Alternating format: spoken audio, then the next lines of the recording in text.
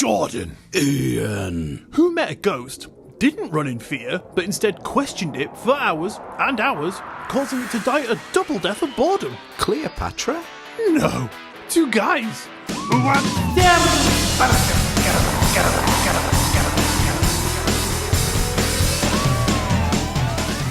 Hello, and welcome to episode 70 of Two Guys What's Up, the weekly comedy podcast where today things are a little bit different because we're bringing you one guy being bombarded with questions by me and this guy, Jordan. Jordan, how are you? I'm good, thank you. Very good. I'm not doing too badly. I think I'm about over the cold now. Nice. But I hear maybe not so great for you. Go and tell me what's up. I'm f***ing livid, pal. What have I done? For once, you're off the hook, mate. It's not you. Oh, really? All your wrongdoings have been swept under the rug in light of what has happened to me and my family tonight. Oh, God. This sounds morbid. No, God, no. Right, what happened was, we picked up my son from school, and then we had to go around and visit my parents. Time got away from us, we left theirs quite late, we thought, well, it's a bit late, we don't do it very often. We thought we'd treat ourselves because it was too late to cook, and we had to sort of get the boys fed, so we thought, as a little treat, we'll order McDonald's for everyone. Oh, yeah, nice. So we were like, yay. So we ordered McDonald's, we sat down, it turned up, the delivery driver gave me the bags, I was like, thank you very much, walked inside, opened them up, 2 bags of drinks.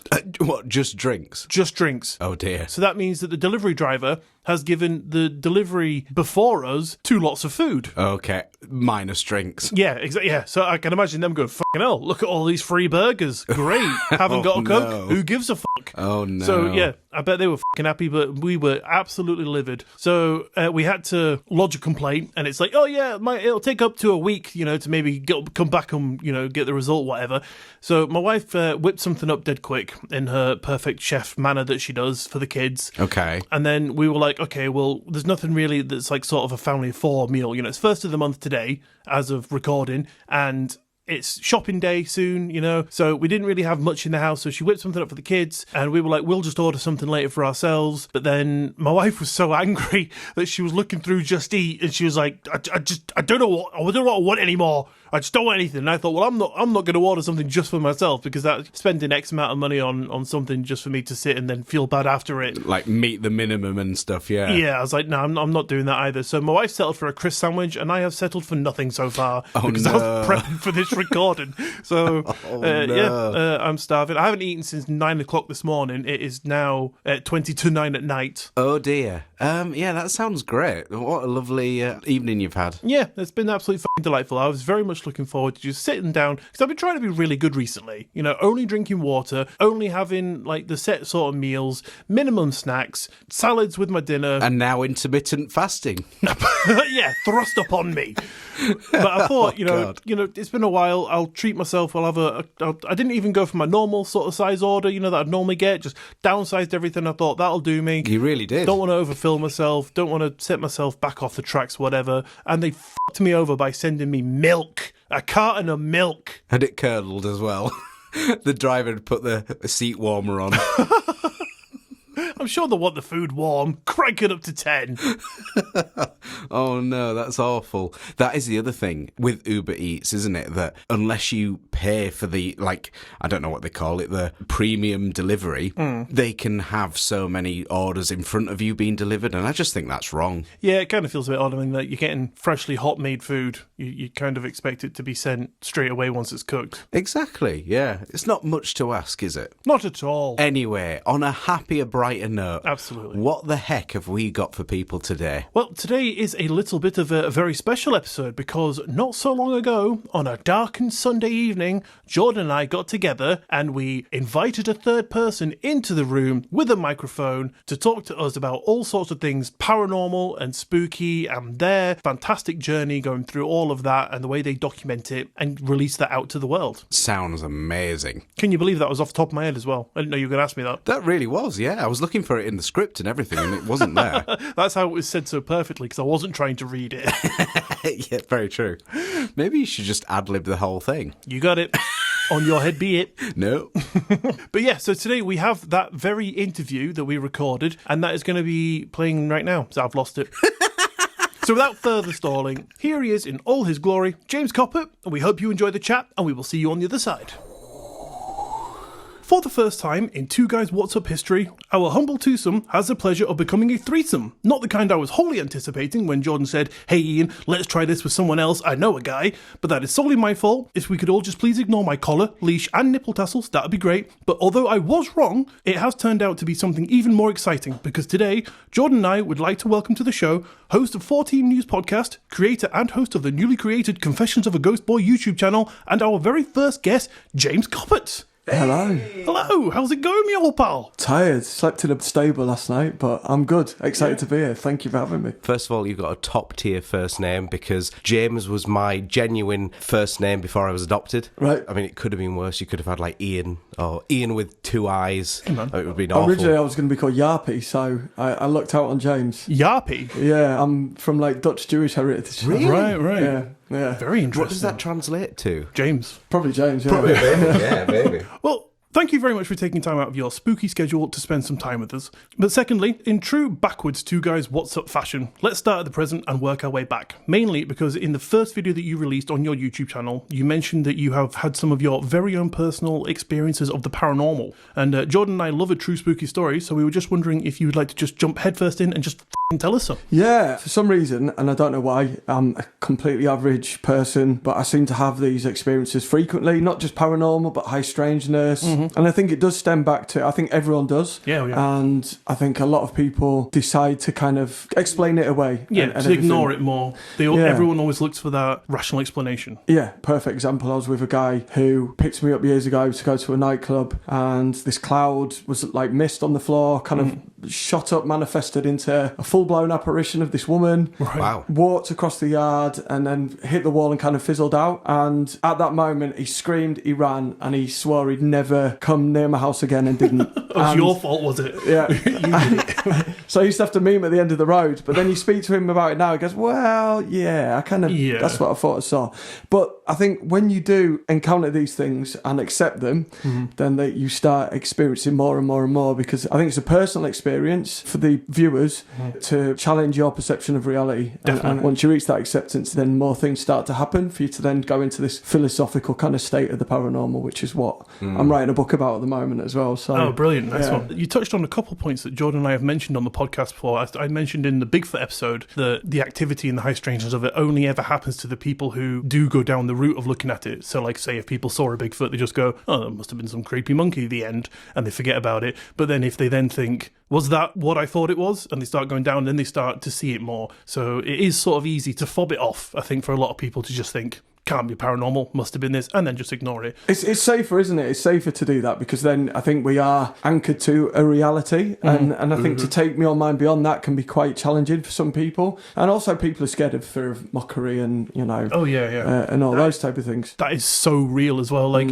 I always said to myself when I listen to other shows and stories, like, people say they're scared of this ridicule factor, but I always thought to myself, if I ever saw something, I wouldn't be scared of that. I'd just say it outright, you know, I'd tell people. But then, like, after witnessing some things of my own, it is more set in now that I think if I meet someone and I'm like, oh, by the way, I saw this, they're just going to go, what the fuck? And they're going to shun you instantly. Yeah. So it's not that easy to just tell your story. And even I do that to you now. You do. Every day. Almost every day. But no, it's like I personally have never had really an experience. I think for me, I would never say it isn't true, and I'm totally open to it. But I almost also don't feel like I'd necessarily want to experience something because I've been so scared about it. I'm a bit on the fence, basically. And I think we're fair to saying that you are more invested in it than maybe I am. Oh, definitely. And possibly because of where we're recording right now is actually in Ian's parents' haunted house in the graveyard. Not haunted house. Apparently. So yeah, you've been brought up around this kind of feeling, whereas I haven't. That is to say, like, do you find yourself having to stop yourself from sort of falling headfirst into it and just being like, no, I totally believe that's the only thing that can be out there? Or, like, do you resist it a bit and think, I'll look at it objectively? I think I am really objective. I think I actually annoy a lot of people on investigations because I actually rule stuff out, but partly that's because there is stuff that does defy the laws of physics, the laws of reality. Yeah, reason. That when we are left with, you know, we've ruled everything out and anyone wants to analyse what we do and they see that we've kind of eliminated everything or gone, that could be paranormal, but it could also be this, and this. We can't say either way. When we have something that really we believe is solid, then that is real evidence. And we've done a couple of investigations recently. I've got a filmmaker staying with me at the moment, and she came out to do. She's flown in from Finland. She must be mad. Oh, bless her. But she get and the 2 investigations that we've taken her on, absolutely nothing's happened, and we don't try and manufacture anything. Of course, it's very much we won't fake anything. Everything's like real on our investigations. All the investigations you'll see on the channel are real and genuine, and then I think that will make it quite exciting when something does happen. Before we really dig in, I did see a video less than 24 hours ago to us recording right now, where you were scaring, shall we say, the bejesus out of someone in a car when you were walking down the Yorkshire Dales. Yeah, I was walking. I often go out in the forest and to haunted places and everything just on my own in the middle of the night.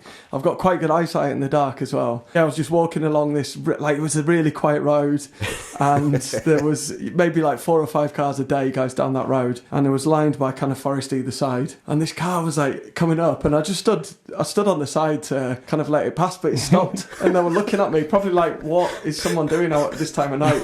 Do you think they thought it was paranormal? I don't know what they thought, or that I was in trouble and needed help. Right. I was going to say, were you wearing a Bigfoot costume? That's only on Thursday night. Oh, right. Okay. I had my hood up as well because it was cold, and I was looking at my feet, and I noticed they'd slowed down, so I just used the moment and kind of slowly lifted my arm up towards them and lifted my hood up, and then when I got back to the barn, I was like to my girlfriend, I was like, did you hear a car like screech past earlier on? They were like, yeah, I thought they were driving like idiots. Oh, I love it. Putting all your paranormal knowledge to good use. Yeah, you've got to put it somewhere. Absolutely. Yeah. So that aside, now we don't want to spoil anything with your upcoming content on your YouTube channel, but particularly intrigued in hearing more information about the ghost that befriended you when you were a child, named Aggie? Yeah, my daughter's even named after it, so... No way, That's so sweet. I've always liked that name because of my experience, but she's definitely her own person.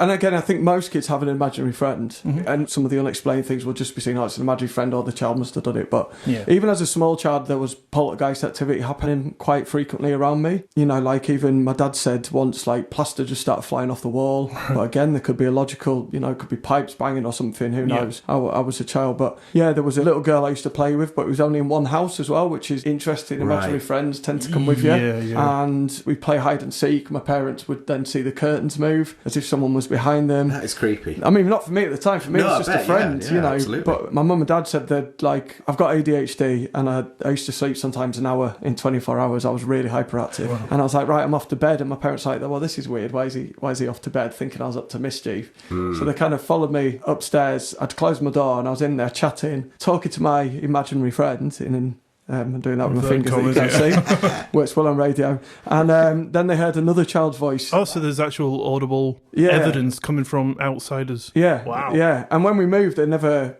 played with Aggie again. It was just in that. Could that be because you played one last game of hide and seek and you just couldn't find her before you moved out? Yeah. Just go back to that house and have a little search. She's still behind that curtain now.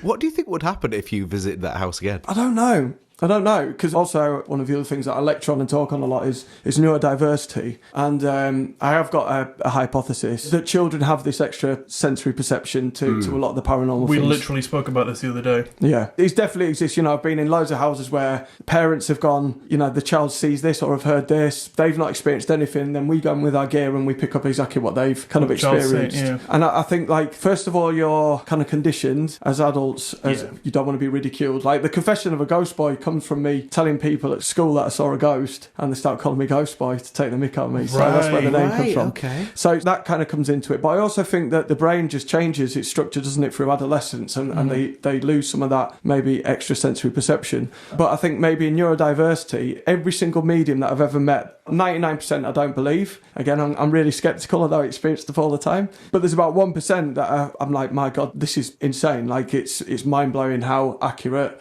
that they are, and every single one of them has been autistic. Right. Okay. So, and we also know that a lot of poltergeist activity normally occurs around people with ADHD, precognition, all that telekinetic things. There's a group of paediatricians in the States that have got a group they call the Indigo Children that they're looking at for children with ADHD, of all these extra things. And I think there's maybe something to do with the ADHD and autistic brain that maintains some of that childhood kind of precognition and these other aspects that are attached to this. Yeah, That's an interesting theory. Hypothesis, anyway. Yeah, That's super cool. Yeah. What would you say your plans are for the future with your YouTube videos? Is it intended for you discussing the paranormal and your personal experiences, or are you going to continue and document, investigate what you regularly undertake? Yeah, all of it really. So I'm on a primetime TV show coming up soon, which I don't think I could talk about much. That's fine. But from that, I then started talking to TV, because my TikTok has done really well. And I think people like the fact that I'm not what normally looks like a paranormal investigator in how I present. And I also add a lot of quantum physics, but I also add a lot of humour and things like that. So I was a little bit different. But the problem with it, a lot of it's faked as well on the shows. It is. Sorry to upset everyone.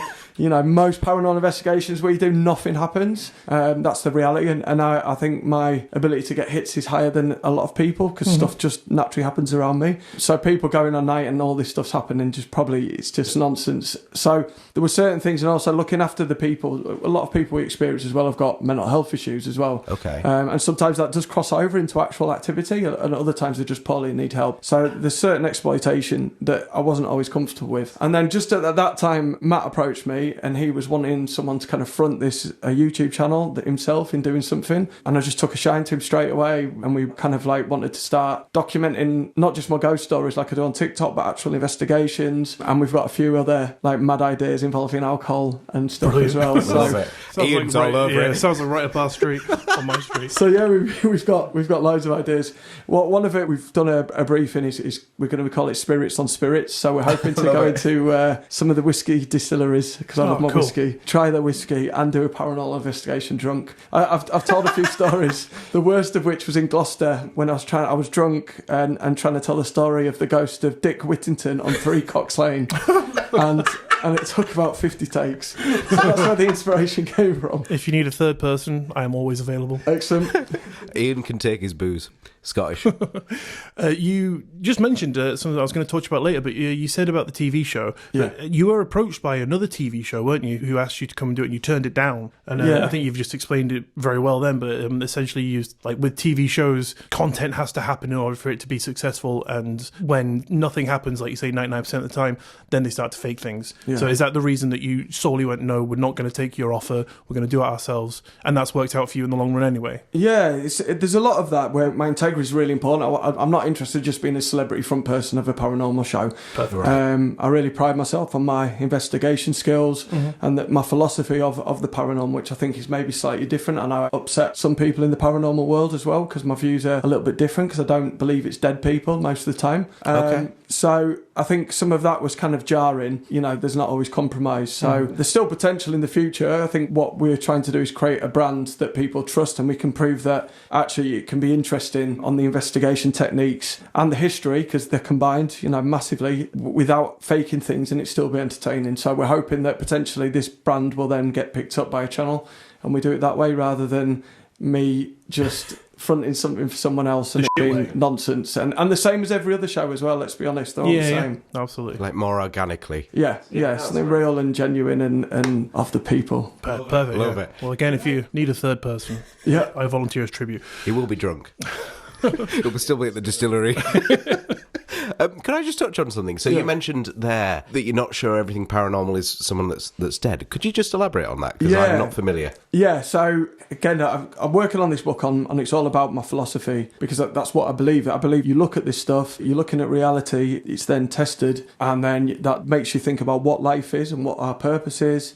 But I also believe if I created a brain now, out of the same biological matter in a test tube and put electric currents through it so it functioned the same as our brain, it's still not going to have conscious. Right. So where does consciousness come from? What does it mean? And I think it's very, narcissistic that human beings believe that they are the only things with consciousness. From my experience, poltergeist is my speciality, the thing that I really find most interesting. And there's never anything that's demonstrated that it's a dead person. There's things demonstrated that it has knowledge of the past person that was maybe in that building and then gives you the information, but it never always gives you all the information. It always gives you untruths as well. Yes. So, and I believe it interacts with your consciousness as well. The example I always give is if I'd said that this was haunted because poltergeist activity was going on by a giant dead badger, you would start seeing a giant dead badger. We look at Jeff the Talking Mongoose and things like that. Right, so, we're all made up of quanta. Every single thing, from the air we breathe to the water in this bottle to our bodies, and yet we've got this consciousness, and I believe there is a higher level. It's a trickster thing.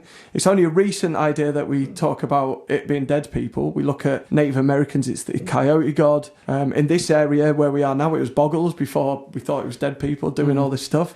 So there's no evidence at all to say it is the dead people. I think there are ghosts, and I think they're residual, and they're not intelligent, and they continually evolve. And I also think, and even experienced, when people have passed away, it seems within like the first 5 days, there is something that lingers and interacts, but no evidence kind of beyond that the poltergeist stuff is. That's my view, and that's why I upset a lot of people as well. That's interesting. You and I have very similar views. You really do. Yeah, we spoke about this sort of stuff in one of our episodes. It was just a full episode of Jordan bombarding me with questions about it, and we said pretty much exactly the same thing. Excellent. I dragged that out into about 40 minutes, so you very well put that into a concise, one perfect sentence. But I'm very interested to know, based on that sort of theory, so like most aspects of the paranormal could be, I hate to use this terminology, but for lack of a better word, lumped into one thing, masquerading as many things. So what would your view on, say, like aliens be? I mean, aliens could be anything. I think a lot of them are military. I think there's a lot of sightings around here because we've got loads of RAF, things. They also could be interdimensional. We know that, although I've talked about everything defies the laws of physics, we know that, through physics that is a high potential of existence. I like that idea possibly more than the actual alien idea. I don't think we are alone in the universe. No, I don't think so. I've seen UFOs. Have you really? Yeah, 3, I think, altogether. Wow. But again, and it is interesting, and we know, like, on certain there'll be UFO experiences, then there'll be poltergeist experiences as well. So, they'll follow so on from maybe each other. they are all interlinked as well. And some UFOs also seem to interact with people's consciousness. Yeah. But we put it all under one, a ghost, something residually walking through a wall gets lumped under the same as a poltergeist. Yeah. Although the two are maybe two totally different things. So, and I think it is that you're constantly looking at it and you're almost giving it attention, so you get it back in return. Absolutely, yeah. Gives it more power. Yeah. It is exactly things that we've discussed, really, isn't it? Yeah. Love it. There was one story that you mentioned in your recent interview with Paul Sinclair about a red ball of tentacles that just popped out in front of your car. Yeah. And I have 1,000 questions. First one, what exactly happened? Or did I just sum it up quite well? Yeah, pretty much. So Raincliffe Woods is a place that I love to go on a night and investigate, and people often tell me their experiences as well. There's so many stories. It's such a strange place. We know the Silpho source across there as well, which is, another bit of local history. The Wolfman that Paul Sinclair covers, that's one of his grounds. But yeah, so loads of stuff. So first of all, this is a really weird story that starts off with some animals, which not like many people ever in the countryside sticks that type of story, but it was I had this strange feeling that something was going to happen, and it was going to be life or death, like just the week before my birthday. Okay. And my girlfriend at the time was like, "What do you want to do?" And I was like, "Well, I honestly don't know if I'm going to be here," which isn't the sort of thing I normally say, but I genuinely just had this feeling. And I'd gone to my girlfriend's house and I'd forgotten something, and I came back. And first of all, there was this rabbit just in front of my hair, actually, was right in front of my car, and it just wouldn't move left or right. It was just running really slowly in front of my car. Taunting you. Yeah, and I didn't want to hurt it, so I was just following behind, waiting for it to move. You're a bigger man than me. Yeah. And then once that moved out the way, this owl literally flew down at my window, like didn't crash into it, but like almost like it like missed it. But then when I finally set off, a fox came out, did exactly the same as that hare. So I was like, all right, okay. So anyway, I was like, this is just crazy. But I just carried on driving, and I hit this black ice, and my car spun on the other side of the road, like in a 360. Oh, God. Moments before that, so probably about 20 seconds, another car had come the other way. And I thought, if those animals hadn't stopped me... Oh, I see. Yeah. Imagine all these animals sat off in the woods being like, this fucker ain't getting the message. Wait, Yeah, just wait. stop, man.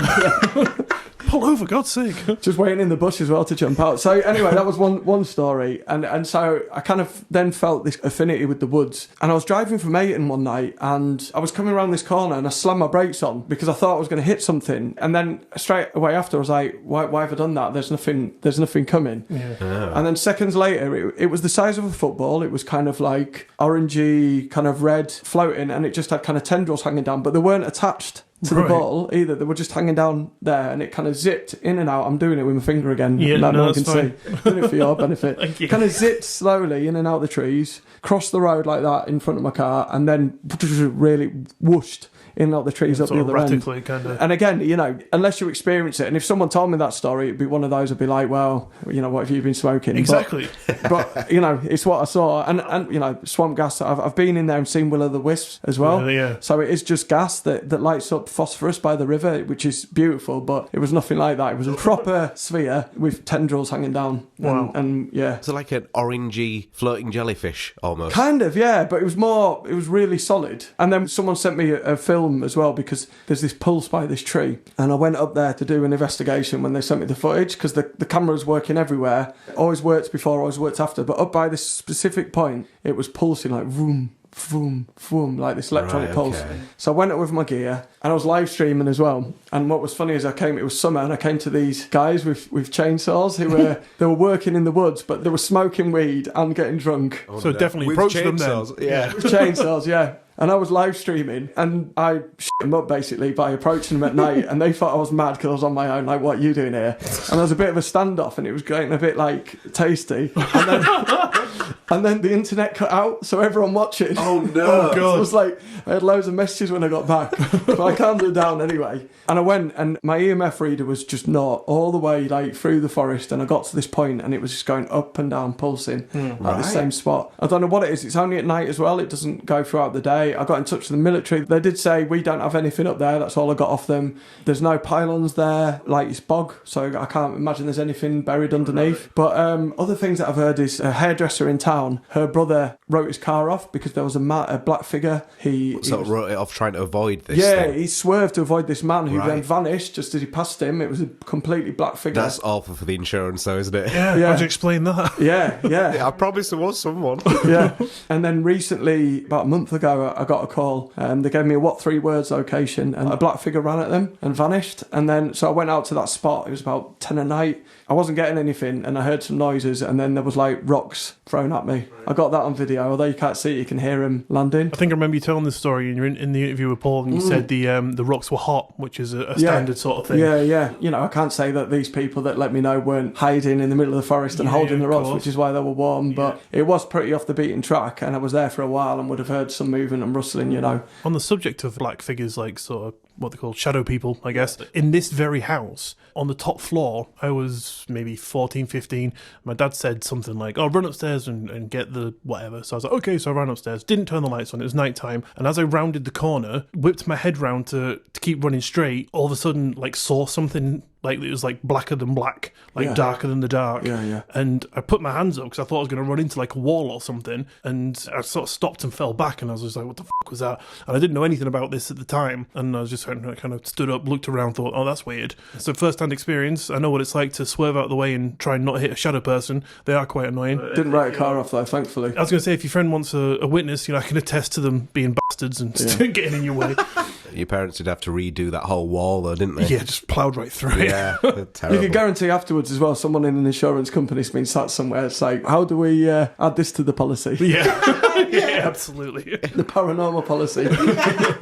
So you've already clearly done a lot of investigations, and many of which you've documented, both on your podcast and TikTok. But what sort of paranormal cases have you looked into that really stick out in your mind? So a lot that we do, we don't document. Okay. Because a lot of the time they're in people's homes, and, you know, sometimes they're up for it, but just doesn't seem respectful. And just to anyone listening as well, just always say be really careful with paranormal investigations, because a lot of people are out there and all they need is to set up a website and everything, you know, and it's, you know, it doesn't mean that they're scrupulous people. Like, everyone on my team's DBS checked as well, and I've even got I've got a qualification in paranormal investigation, believe it or not. Nice. And we come at it from quite a scientific point of view. And just to give some examples, you know, I got called to one in Eastfield, and someone had been in there and told them they had a demon, and they were absolutely terrified. And I went in, and I was like, when does it happen? It happens at 3 o'clock, because it's like, and that's the witching hour. Yeah. So it must be evil and everything. I was like, okay, just whereabouts is it in the show? And it's like, what time do your heating come on? And they're like, oh, we put it on about 2 for a blast in the night. So I was like, okay, can you tonight not just put your heating on? And of course nothing happened, and it was just pipes in the wall. Stuff like that, you know. And we've done other investigations where people have had clear mental health issues, and we've referred them to services. And then we did one, I think it was this year, where they weren't happy with that because they were obsessing with this, and then they brought in another team that said that there was a legion of demons in that house, which is enough to start an army against heaven. So You know, I definitely missed something when I was in there. But yeah, that's just to be wary, really, because anyone can do it, and you are just letting people into your home. Definitely. Yeah, that makes sense. Yeah. I think the craziest place was actually in Filey, which was the Filey Youth Centre. It was when it was full, wasn't it? Yeah. Well, the kids even used to play with it, this poltergeist. Really? Yeah, genuinely. I tried to get a group of people together to buy it when it was being sold, because it was probably, and I know it sounds exaggerating, but I think it was potentially one of the most kind of like hotspots where you can guarantee stuff would happen, probably in the world. You know, things would happen on command. You know, you could ask it to do stuff. And, which is rare. Yeah, it was absolutely mad. But I wasn't really allowed to talk about it because it was still a youth centre in a community building. But to give you kind of some of the ideas, and the trickster element plays a massive part of this, but it was poltergeist activity, and I spoke to workers for, you know, decades who all experienced things, every single person that worked in there. I remember we had a worker who was covering a night, didn't know anything about the paranormal, they thought they were just at a youth club. They stayed behind to eat the dinner, and then next on Facebook it says that why are the drums being played and there's no one in the building. This place was so active, you know, but even resulting in costing the council money, because we'd have one-to-ones in there and we'd have to then rent another building for some of these one-to-ones for different rooms, because some of the kids refused to go in there because stuff had happened, particularly if it was around me. Right. So I was playing pool with one lad, and a ball just dropped from the ceiling at the corner of the room, just not actually from the ceiling, maybe a foot below it. We both saw it just drop. I went up to go and pick it up, and then the blinds on the window like shot out at me, and we tried to replicate it by, you know, whooshing past and seeing if they kind of flickered a bit, but not to that extent. Yeah, I had another guy who it was the end of our session, I was just filling out some paperwork, and he ran out screaming, and he'd seen a woman just appear and walk through the wall. Wow. A lot of women walking through walls with you. Yeah, it's a common theme. Yeah, most women try and get away from me anyway, so dead or alive. Is there anything you've captured that is on film that you find the spookiest? Here's the interesting thing with that, and part of it, like I said, I think it's very much a personable thing. It's for you and the people with you to witness, and not for the rest of the world, so it's really difficult. Now, most of our investigation, we had one recently in Whitby, while we were setting up our cameras, it sounded like someone was having a temper tantrum upstairs on the floor above.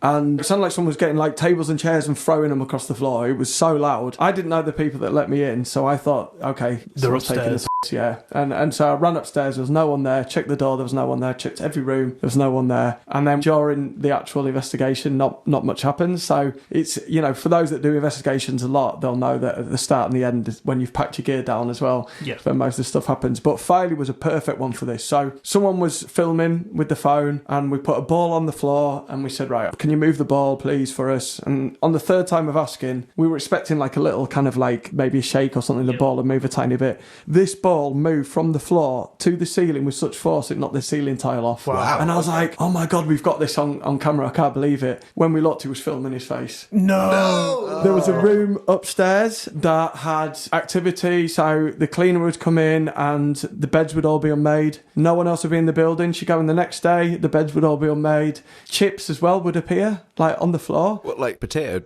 chips? Okay. Yeah, and what's weird as well is the alarms were set by movement. So the alarms hadn't been turned off, so no one was in that building. And, you know, we even put a balloon in there, and the balloon just moved with the heating coming on, and it set the alarms off. Wow. So that was interesting. So sensitive. Yeah, so we put up a field cam, so any movement and it will capture it. So you think if the beds would be unmade and that, we'd see it happening and everything. And I told everyone, the cleaner and all the staff, not to go in for a week, just leave it. The only thing it picked up was me walking back in to get the field cam. But that night, almost as a temper tantrum, it like turned the bed over. All right. Oh, flipped the bed? Yeah. Wow. Yeah, we did investigations. What again happens quite a lot is this was with Abbey Ghost Hunters, who's an old team. Sadly, Mark and Angie Riley are quite poorly now, so don't get out as much as well, but brilliant investigators. I think they came into this house. Did they? Probably. Yeah. They knew one of my school friends, and he asked them if they would come in, and they did a little walk around our house. Right. Yeah, Angie's amazing. She's one of the mediums that I said that's definitely real. What did they pick up? Lots of stuff. So there was something trying to manifest. There was a light coming in our living room. There was a stationary camera that was filming the corner. They said they saw a face in the wall at the top of the stairs. In my old bedroom, which is far corner, there was a builder. In my brother's room, which was above this, there was a typist. like an accountant kind of person. In my bathroom, there was a spirit of like an old person who had died due to respiratory problems, and because of that, my granddad, who also died of the similar thing to do with asthma in his lungs, he joined him in the bathroom. And there's a funny story about that. Apparently, the woman said, "Oh, I'm getting someone. He's having like trouble breathing." He said, "At least they can cook over here." And my mum went, "Oh, that's my dad," because he used to always take the piss out of my cooking. And my mum's an amazing chef. And the next day, we were in the kitchen making homemade pizzas, and my mum kind of muttered under her breath, "I'll show you can fucking cook." And at that instant, the oven blew up. Right. In her face, kind of, not like, explosion, but like kind of went, fuse gone, shut down. It's like, and I can imagine it's my granddad's going, "Fuck you, can't cook now, can you, dickhead?"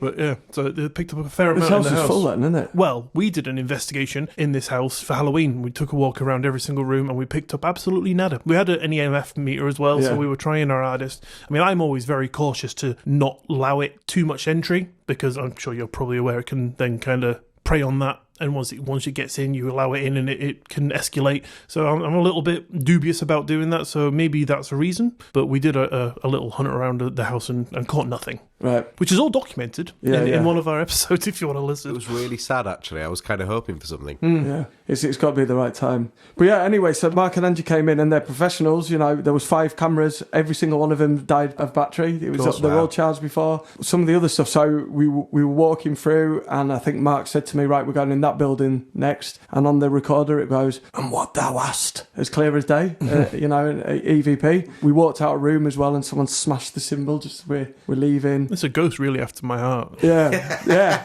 Well, drums as well. So we had a Jamaican DJ came in, and while he was setting up, he came down and he said, "Who's upstairs playing the bongos?" And they're like, "No one, we're down here." So the racist ghost taking the piss as well. Oh, God. I don't like him anymore. And what was weird as well is different people perceive different things at the same time. So we did an investigation in there one night, and I heard a lady's voice go, "Hello," like that. Angie heard a baby crying, and a member of staff just heard like a child speaking. So all of us heard something, but all perceived it differently. So that building was mad. And if you decorated it, I heard someone from like 10 or 20 years ago tell me that they were painting the wall. They went out the room, when they came back in, the roller was just spinning like a spin top on the floor. Wow. So anything like that would amp up things. And they've just converted into flats. So oh dear. I'm waiting for the call. Yeah. That would be potentially a lot of calls. Yeah. It is interesting what they must be experiencing. So based on what you've told us, I'm pretty sure I know the answer to this next question, but I'm going to ask anyway because I wrote it. But has anything you've investigated ever truly scared you, like to your core? Not on investigations, but I think the reason I really got into it was when we first moved up north. We moved to Brompton by Sordon, and I call it the Demon House. I'm not going to say exactly where it is, although people could see the video and guess, but just because the owners aren't really happy and don't want any connection with it, and it is a holiday let. And again, this might sound like over the top, but if I was homeless on the street and someone offered me this house, I would refuse it. I don't want it. It was almost like your horror film type of poltergeist activity. Everything from things flying around to puddles of water just appearing on the floor, swarms of flies. We'd be downstairs, and if you're on your own, wouldn't normally do it if there was other people with you. You'd be on your own and you'd hear like someone running as fast as they can across the landing, but almost as if they're going through walls, because it was in areas where there was walls as well. So, right. So you couldn't continually run. Yeah, and the previous owner took his own life, which is why I think my parents got it cheap. We found out, someone told us, whether it's true or not, I've got to research further, that the owner before that took their own life. Oh, wow. That runs in my family as well, with my brother. In that house, my dad left and even emigrated the country because he's like, if I stayed there I would have killed myself. Wow. My mum ended up in a coma. We ended up with so much bad luck, and it was terrifying, all these things, and it was really negative. It's like it fed off negative energy. It was really strange because both my parents were different human beings out of that house. So we'd go away with them and it was like, oh, my parents aren't that bad actually. And in that house they were just depressed, angry, it was so vile. Different people see different things as well. My brother saw an old man in his bedroom behind his door with a big woolly jumper and a big beard. One of my friends came round and he said he saw a little girl like crouched down in the corner with red eyes. I didn't actually see any people, although the poltergeist activity was mostly around me.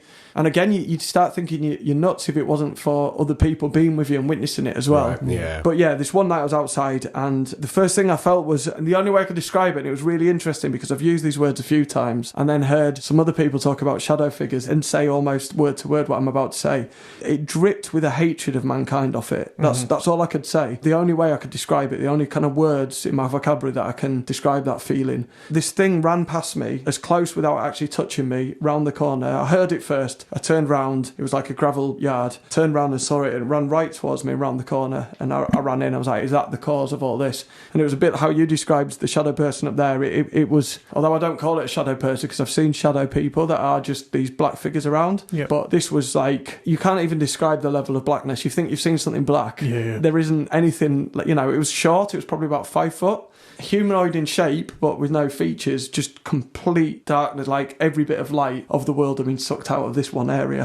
And whether that was the cause of it. And it was from that I was like, it was terrifying. I'm like quite a stubborn person. I don't like to be beaten. So it's like, if you're going to scare me, I'm going to try and sort of suss it out. Yeah. So that's where I kind of began really kind of researching and trying to understand it a bit more. Interesting. So I could defeat the fear of it. I think that is probably the best thing to do is try and dispel that fear within yourself, because that's what it feeds off, like you say. So if you can rise above that, you're essentially sticking up your middle finger to it and saying "f*** off." Yeah. Perfect.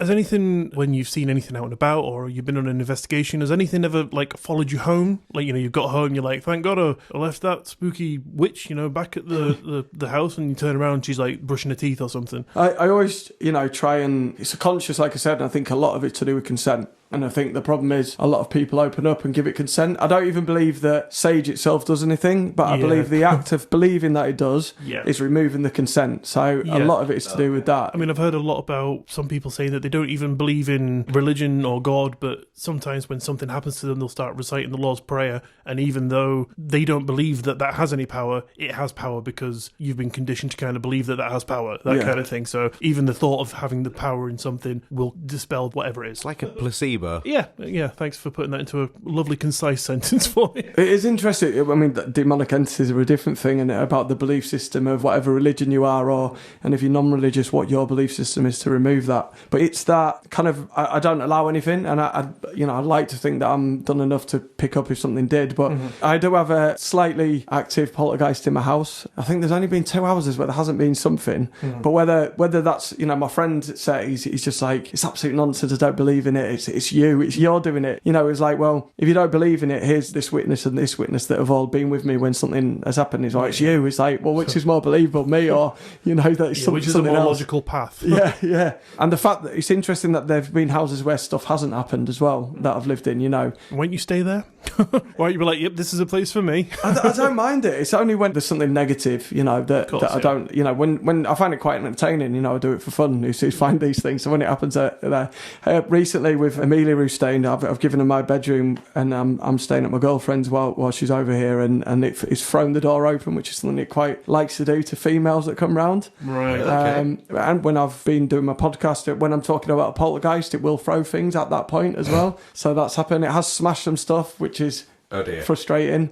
Jotting as well, where things appear and disappear. Again, I had one girlfriend that just liked to wind up. She'd have something, she'd put it down right next to her, it would vanish. She would search everywhere. She'd go look around, she'd search everywhere again, like, I know it was here, and it'd be gone, and then it'd be just there, right exactly where later on, and stuff like that. So there probably wouldn't be room for another one anyway if it did follow me home. Get kicked out. Refused at the door. Yeah, I already live here. Off you go. Council be after more tax then, won't they? Yeah. Too many tenants.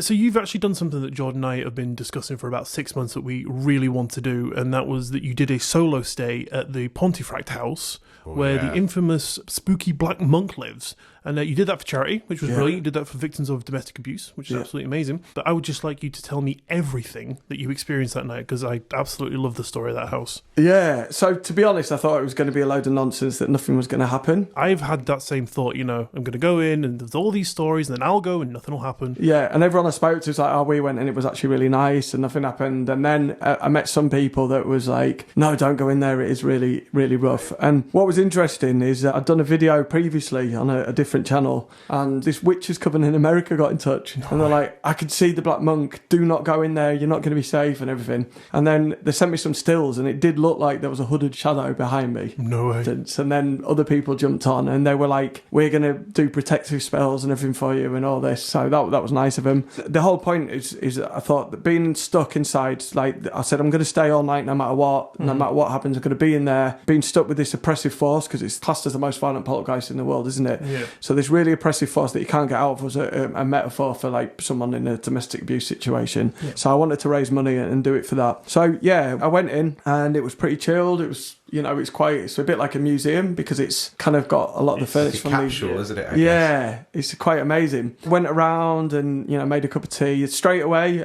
my phone battery died. This phone, if I'm not on it and using it all the time, it probably doesn't use its battery for 2 days or something.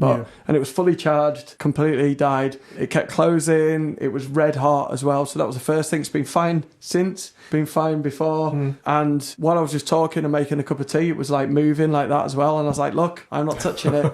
So that was the first thing that happened. And then we went upstairs, me and my phone.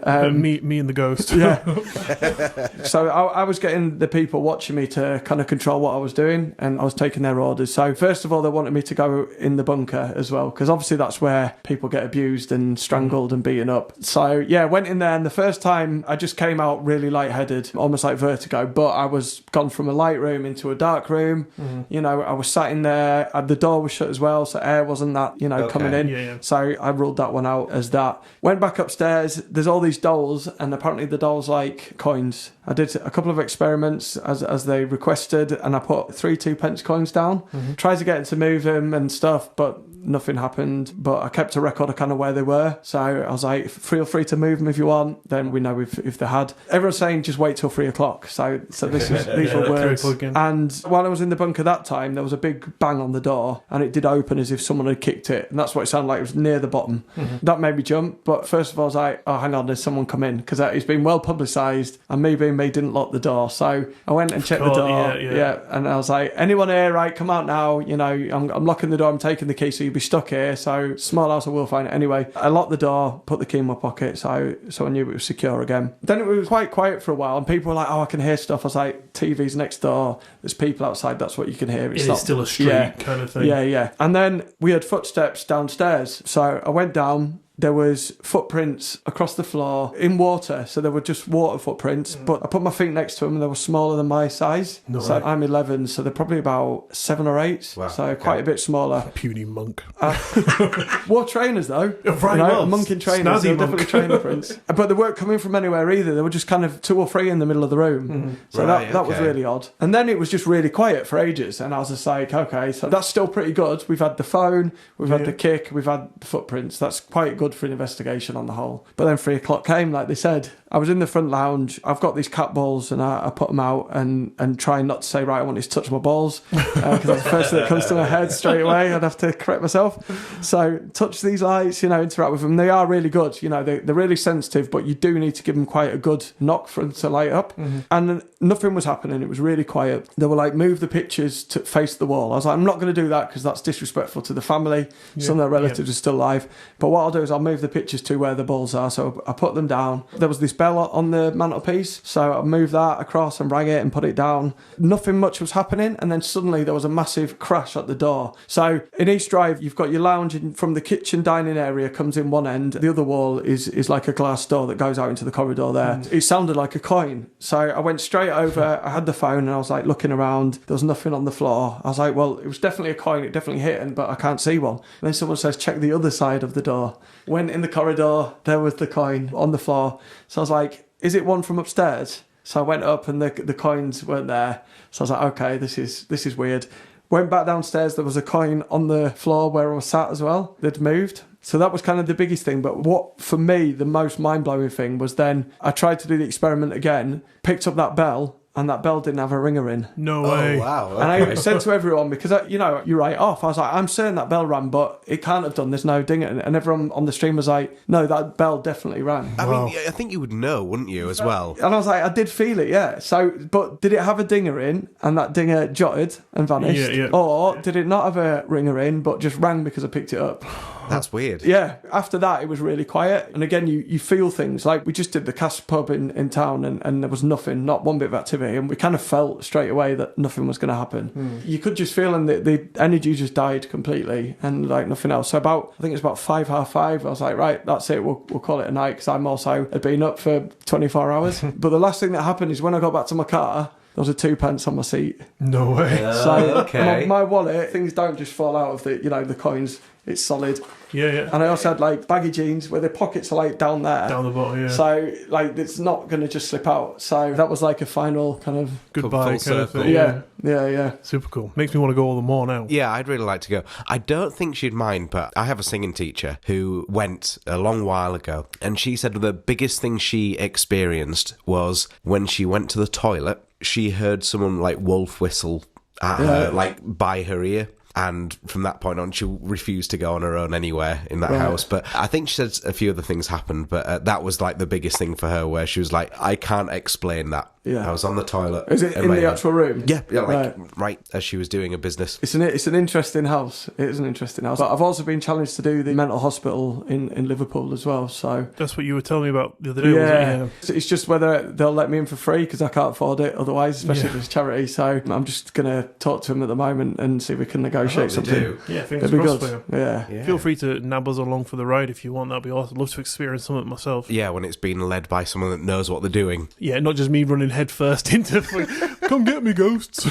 Are there any specific locations or types of hauntings or activities that you would absolutely not explore, or just flat out not go near? Like for myself, it would be a Ouija board, for example. Anyone that says they've got something demonic, Right. Because it's first of all, I don't even know what all that stuff is. I don't ascribe to any religion, but I think there is something dark, and I'm not an expert in that, so I always refer them to the church. And also people that have quite severe mental health issues are always come at me saying, I've got a demon. And not to make light of it, but someone recently wanted me to come and investigate, and they were like, I'm possessed by this demon and its name's this, which straight away was like, well, if you know its name, then you've got power over it anyway. And then its name was out of popular culture. I've actually got an encyclopedia of all demons from like Judaism, Christian, those Abrahamic religions. I've got a whole list of them all, and that it wasn't in there. It's Right. So things like that are always a bit dubious. But if they go to a Catholic church, then they're going to get psychologically assessed anyway, or referred on. So, but I'm not an expert in that, so I don't like to kind of touch it. So it's not necessarily something that you wouldn't want to do because you're afraid for yourself. It's more maybe respect for the other people, or that you just feel like that's not my thing. Yeah, I think as well, I like people, but I wouldn't want to go and hang a crack den. It's a bit like that as well. There's certain just kind of darkness that you just don't want to be around. I get that. And I like poltergeists, but if something is genuinely demonic, then it's not fun. I've been scratched and all sorts sometimes. I had ligature marks on my hands once that left like a rash for weeks. Really? Ooh. So there are certain things that, they don't always respect although it's still about consent, and people that are possessed often do consent, but in maybe in ways that they don't always know, but it's not something nice. But yeah, Ouija boards, again, it's not something I do in investigations, because you are consenting to things. Again, it's that thing, you are actually asking it. You don't know what's coming to you, No. but you're inviting it And there. people believe it as well, and there's a brilliant book of where someone was getting messages all the time, and they were testing it, and they got all these messages and were following it through, but like, again, 1 in 10 was maybe complete nonsense. So they were like, oh, it's this dead person. And they went for it and they researched it all, and everyone on that who did that project ended up either ill or committing suicide, Really? So Oh, right. I've forgotten the name, but it's a really good book. So yeah, you've always got to be wary, because you might be getting a message through on a Ouija board and it's your grandma, and everything's absolutely right. Well, but that one's a little bit off, but everything seems right. But how do you know it's your grandma? There's no way of knowing. It's never trust anything that you get message-wise, is what I say. It's a bit like I find with mediums, that, as you said near the beginning, that you're not into them as such, and I think I would be in the same boat as you, in that, you know, they'll throw out, I'm getting the letter J. It's like, if there was somebody there speaking to you who you're saying that they are, you'd be like, you know, the name's Josh, and, you know, they were 57 when they died, and they know a Teresa. Yeah. Is there a Just give you the full story. Exactly. It would be less kind of breadcrumbs, wouldn't it? And there are some, you know, the ones that I have met have come up with stuff that is extraordinary, you know. And I interviewed someone on my show, and I was like, how do you know you're speaking to the dead? How do you know that you just don't have an ability to access all the information? Is that what you're doing? And she said, well, I can't tell you that if that's true or not. That's one of the annoying things about the paranormal, is that every single aspect of it can have so many different explanations, and that's the reason we're never going to get to the bottom of it. We're never going to know definitively what it is, because one thing could be 10 things, and of those 10 things could be 10 things, and that's just one point, that's just one aspect of it. So that's the bit that really annoys me, but that's what drives me as well. It's one of the beauties of it, isn't it? Like having ADHD, I get bored. So it's like if something, you know, I want to mine everything out of something and find everything out about it, but with the paranormal you can never do that, because and what's interesting as well with poltergeist, we know even if you ascribe a set rule. So one physicist actually went and measured in this factory poltergeist activity, and he drew graphs that was emanated from this one person, and he even drew the radius of things that were being thrown, and it worked for every measurement that he'd taken until he'd written it down and made it a rule, and then it changed straight away. So one of the beautiful things again about the poltergeist is it constantly changes anything, that you can't give it a rule, you can't theorize, you can only hypothesize, because first of all you can't prove it, and when people say they're experts, they're not, because you can't be an expert in something that's unprovable. But I think that's the point as well, because when you then create an arc and a measurement, that's a tangible reality, and the whole point is reality doesn't exist. It's simply a perception. It's interesting. So that trickster part as well is like, no, you're not doing that, we'll change it. Does it to with you. Yeah. I guess if the paranormal as a whole, if that's a bottomless pit, that's also kind of exciting though. It is, but again, it's the whole point of it for me is not to measure it. There was even a group of physicists went into, they called it a purported haunted house, because they didn't want to say it was a haunted house, but they actually measured like things moving and eliminated every other explanation for that. So even scientists are getting in this field, but all science is measuring what we know now, and gravity itself changes every sixth measurement or something. So every single thing anyway changes and fluctuates. So I think the point is to change reality and our perceptions of reality. This interview with the three of us will be perceived in different ways to the person listening as well. You know, reality is nothing but perception. You know, I think by understanding that almost takes you away from the tangible anchorage to reality and broadens your mind to think spiritually beyond of what is the point of things.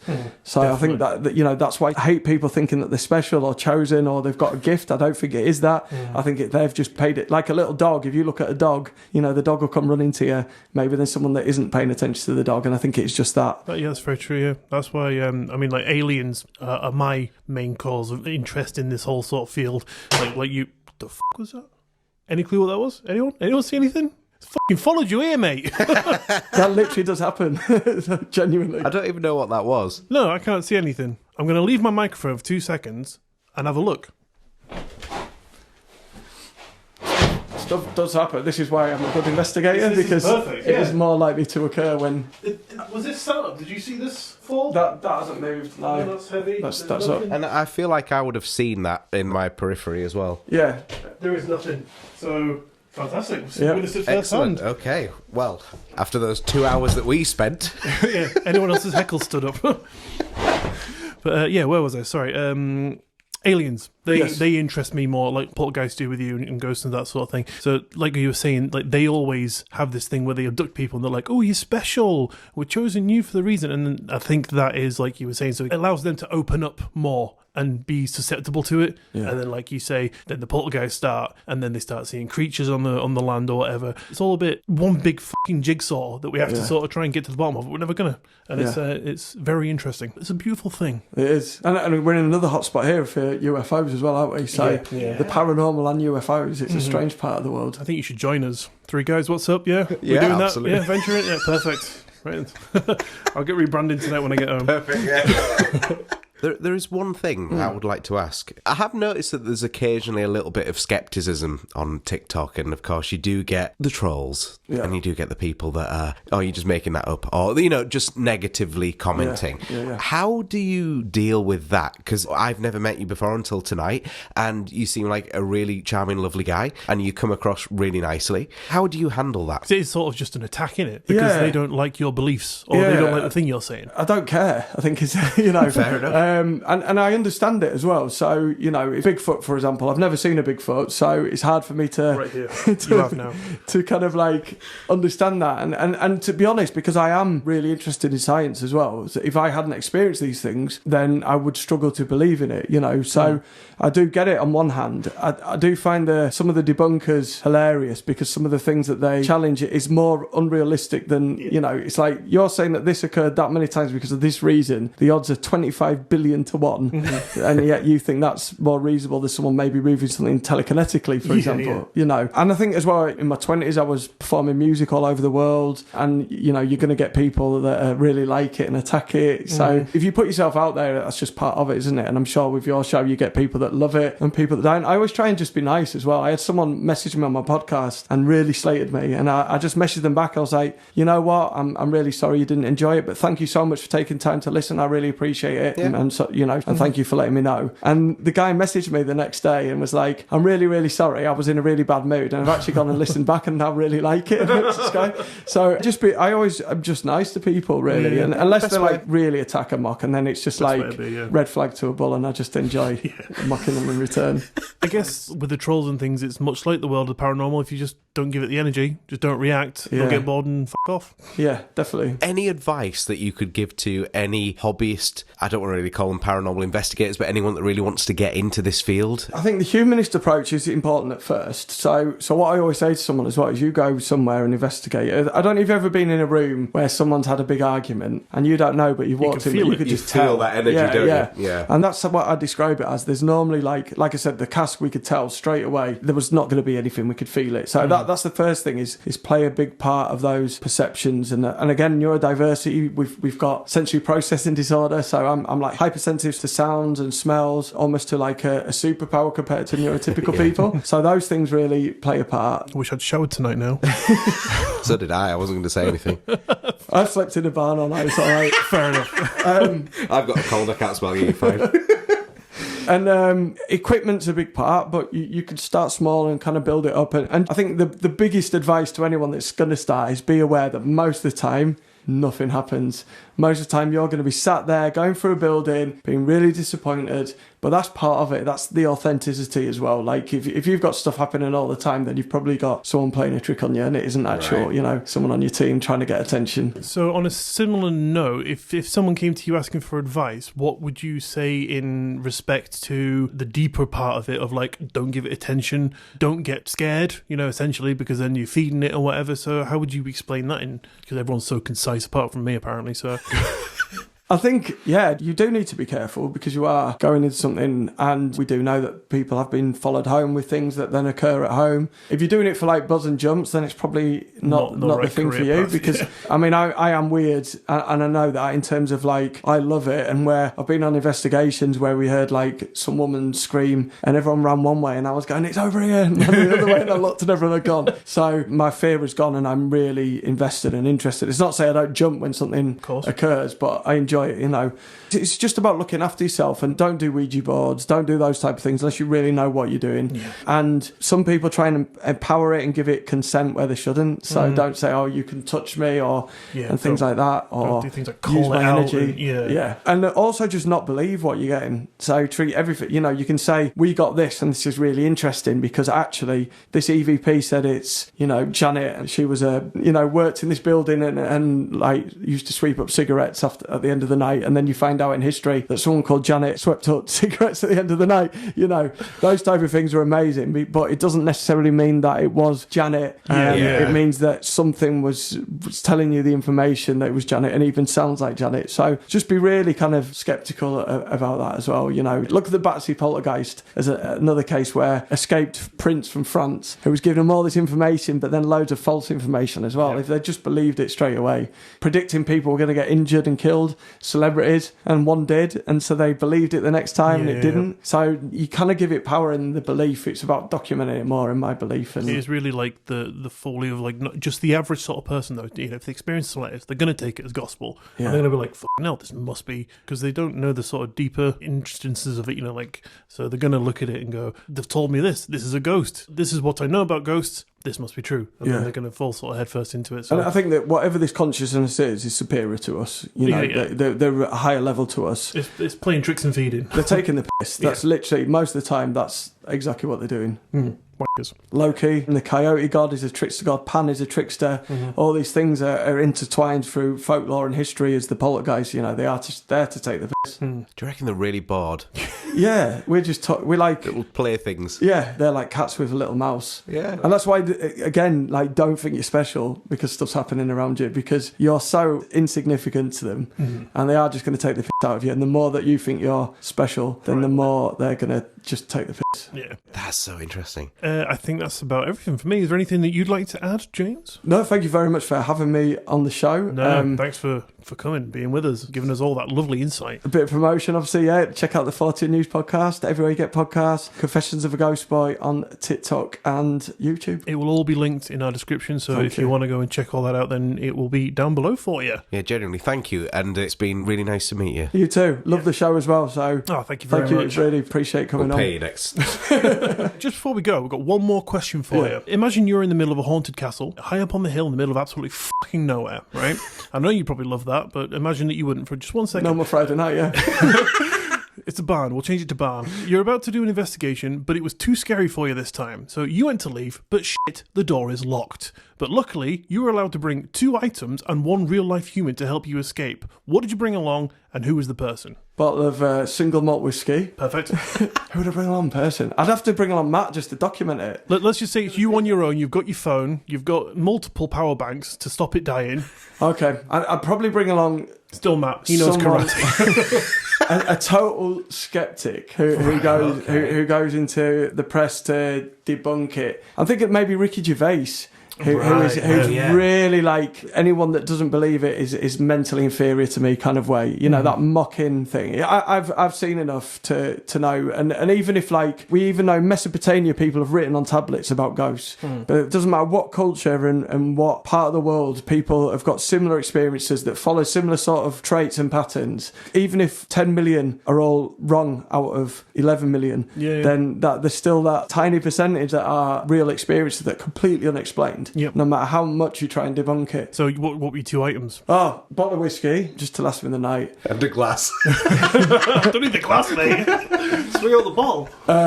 What else would I bring? That's a really good one. I don't know. Let me think. Just, I think an EVP recorder. Yeah. It's one of my favourite bits of gear. It's really rare. In fact, I could tell you 2 ghost stories before I leave quickly, just Please about do. it. Yeah, go for it. One was I caught an EVP literally yards from this house by accident, where I was just filming. I come in here quite a lot at night, and I was sending a video to my girlfriend, and then she messaged me back and was like, there's a female voice saying a name, and I can't remember the name. Oh, there's a ghost. It's definitely not with anyone else. But it was a clear EVP of someone saying something, so that was good. So I love collecting EVPs. It's so rare that you get one, and then when you do get one though, it's like I absolutely love it. And when you get one like in Filey that's completely clear is brilliant. But one of my most recent weird stories, so down there at what I call the roundabout, so it's like a circle in the cemetery. It was late at night. It was about 11:30 at night, and had to walk the dog. It was peeing down with rain. Not a nice night, not a night you want to be out. So I was walking up, and I came to the bench, and I suddenly jumped, and because the dog started going mental, because there was a woman sat there. I was like, I'm sure I was looking up there, and I say my eyesight's pretty good in the dark, but pretty sure I didn't see her, but I could have done and just not noticed, you know. And she was dressed in jeans, in modern clothes, like a blue puffer jacket. It was like a shiny blue, had a hood up, and then as I'd walked past, I was like, hang on a minute, this is 11 at night, it's peeing it down. This lady must be in trouble. Like, you don't sit in a graveyard dripping wet in heavy rain if you're not. So I turned around to go, you know, are you okay? No one there. No way. Like, saw her as clear as day, solid, not ghostly, modern clothing, everything, Romanian looking, you know. There was no reason when I first saw her, apart from I didn't notice her before there, but there was nowhere for her to go in 2 seconds. Anywhere around, you know. It was like, it's all open, isn't it? By the trees and a couple of graves or whatever, you know, it's all open. So, and if she's wearing a bright blue jacket, you'd definitely see her sort of... Shiny blue, reflective as well. We could turn the torch on, nothing, nowhere, just gone. Crazy. Every second. Odd. Yeah. Fantastical. So look forward to walking home tonight. Love it. Well, thank you, James. Thank you. Thanks very much for coming along. Been a fucking fantastic chat. Confessions of a Ghost Boy. TikTok, YouTube. Everybody, please do have a listen and a watch. Yes. And here we are on the other side of the chat. Yeah. That was a very fantastic interview. Thanks very much to James for joining us. And Jordan, just what in the goddamn hell did you think about that? Didn't like it. No, I'm kidding. Delete! No, I'm joking. I really enjoyed it. I mean, I've never really got to speak with anyone who's really heavily into this stuff. You know, maybe more than you are, Ian, but I really enjoyed myself. And James was an absolute pleasure. Aye. A genuinely really lovely guy and clearly just so open to speaking with us. Yeah, definitely, yeah. And telling us umpteen tales as well. I loved it. It was a fantastic chat. It was lovely to actually be able to be in the same room and have a conversation with somebody who has similar views to me. Yeah, absolutely. It was like listening to two Ians. Two Ians, what's up? There's two Ians, that's what's up. Throughout, I mean, like, I didn't know what he was going to say to us at all. So throughout the whole thing and hearing his theories and what he's observed, because I mean, like, we don't do a lot, if any, actual investigations. No, we had that failed attempt, didn't we, at your parents, and sodded it. Yeah, never went for another one after that. But to see someone who's actually doing these sort of things and has experienced it so prevalently in their lives, it's nice to hear somebody else's views sort of mirroring. I mean, we didn't see sort of eye to eye. I mean, we didn't quite come to fisticuffs in the interview. It's close, but Yeah. I mean, it was after the recording stopped, wasn't it? yeah, you had to split us up. But it was nice to hear the sort of similar things that I think and that I have observed through my research and listening to other podcasts and taking everything on board and having an open mind about it. So it was really nice to actually be in the same room as someone who I can have a very open and honest chat about it. Absolutely, yeah. I totally get that.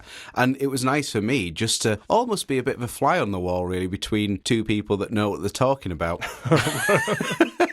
And I was like, oh, this is really interesting. So, occasionally found myself having to maybe chime in, but I was, to be honest, just really enjoying it. No, it's perfect. I think we were, like the two sides of a coin. So we had all areas of questioning covered. Yes. So, you were talking about the investigations and I was talking about the more metaphysical side of things. And it was just really good. It really I think was. We handled it quite well, but that's enough of sucking us off because it's all about James. He did well. And that just came out all too wrong. And I thought, I have to go with this now. I didn't mean it. But no, yeah, it was lovely to have him on the show. A real delight. It really was a really enjoyable experience. And can I just say, what on earth was going on with that bang? Yes, absolutely. Very good point. What the was with that bang? Because that just came out of nowhere. And that was clearly loud. I mean, it picked up massively on the recording. There was a big spike. The funny thing about it is, whenever you hear things like this on a podcast, you just go, they could have set that up. Yeah. It could have been for the sake of the podcast, given what they're talking about. It's like, oh, just halfway through, I'll just do this and it'll seem really spooky or whatever. Yeah. But we were the ones who were actually in that situation and we knew nothing was set up. And it literally just happened. And that was the most mind-boggling thing. It really was. And we still don't think we really know where that sound came from. And it was definitely from in the room, but don't know what source produced that. Well, the thing is, from where James was sat, he was looking directly in that positioning. Yes. He was looking directly in the line of sight of where the noise was. Yeah. So if anything had happened in the room, that anything fell or anything just moved or anything, he would have seen it. But there was nothing. And also, in a way, we were kind of positioned a little bit triangular, weren't we? We were. So my periphery was where the bang happened, and I didn't see anything either, but it definitely came from my right, which was behind me. As you say, the direction that James was facing. Yeah, which is odd, because there's usually a lot of banging going on at my backside. But it's never been paranormal before. No, until now. And I kind of like it. New chapter of your life. Loved it. Absolutely. So thank you again to James for spending some time with us on the show. Hopefully he'll be back again. There may be some stuff in the works, so keep an eye out for that over here and over there on James's socials. And where can we find all of James' work? Good question, Jordan. Confessions of a Ghost Boy, TikTok and YouTube channel will all be linked below, as well as the Fortean News podcast. And it is definitely worth a look at the very least. If not, a full night in with some popcorn, a bottle of whiskey, and no distractions as you listen to and watch everything in order from beginning to end. It's definitely worth it if you love all things spooky. Anyway, me old pal, does that about bring us round to the end of today's recording? I think it does, Ian. Fantastical news. Thank you for tuning in to today's episode of Two Guys What's Up. Don't forget to follow the show wherever you listen to us so you don't miss another episode, and maybe even tell a friend. Take your friend to James's haunted mansion that he shares with vampires and poltergeists and spooky chickens for some reason. But once you arrive there, show him your phone and show him that you're friends with us on a podcast player, and then have a little party and listen to us and James's stuff. And if you would like to get in touch with us, our Linktree link is in the bio of this episode, which you can click on and be jetted off to every single link you will ever need for all your Two Guys What's Up essentials. Want to get your own Two Guys What's Up t-shirt? Click the link. Want to have a poltergeist visit your very own birthday party? Click the link. Want to have your very own podcast threesome? Click that link. And don't forget, we now have a Patreon where you can find all of your Two Guys What's Up extras, including pin badges, shout-outs, t-shirts, and if you really can't get enough of our fantastic tales and super sexy voices, well then now you can get more, because we now release bonus episodes which come out on the last Friday of every month. There is currently 10 sitting up there, just waiting for your ears to go and have a little gobble up of that extra audio goodness. And that is all available right now, starting with the bonus episodes, for just £3 a month. So if you want to help support the show and get some cool stuff while you do so, head over to patreon.com/2guyswhatsup to check out all the goodies over there. The link will be down below for your pleasure. But if you cannot do that, but you'd still like to help us out, then a 5-star rating and review in your podcast app of choice would be the best way to do that, and we would be forever grateful. Forever, eternally so. But on that note, thanks for listening, guys. You all have an amazing week, and we will see you next Monday. Bye. Bye.